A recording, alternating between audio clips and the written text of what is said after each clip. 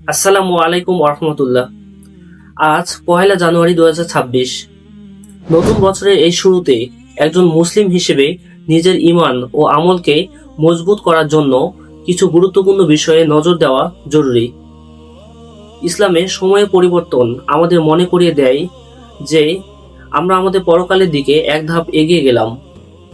নতুন বছরে একজন মুসলিমের জন্য কিছু বিষয়ে খেয়াল রাখা অত্যন্ত জরুরি।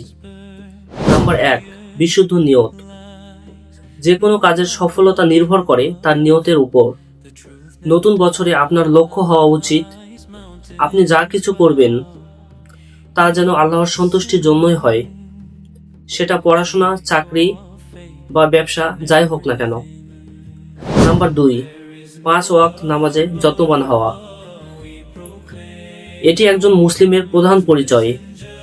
বিগত বছরে যদি নামাজে কোনো গাফিলতি হয়ে থাকে তবে এই বছর থেকে কোনো নামাজ কাজা না করার দৃঢ় প্রতিজ্ঞা করুন।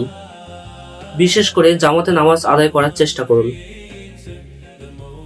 নাম্বার 3, কোরআনের সাথে সম্পর্ক বৃদ্ধি। নতুন বছরে প্রতিদিন অন্তত একটি আয়াত হলেও অর্থসহ পড়ার অভ্যাস করুন। কোরআন কেবল তিলাওয়াতের জন্য নয়, বরং বুঝে নিজের জীবনে আমল করার জন্য। এটি আপনার মানসিক প্রশান্তির বড় উৎস হবে। নাম্বার 4, গুনাহ থেকে তওবা ও আত্মশুদ্ধি।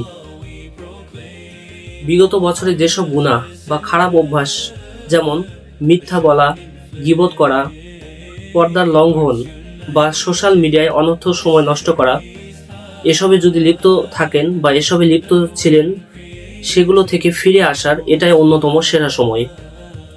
আল্লাহর কাছে আন্তরিকভাবে তওবা করুন।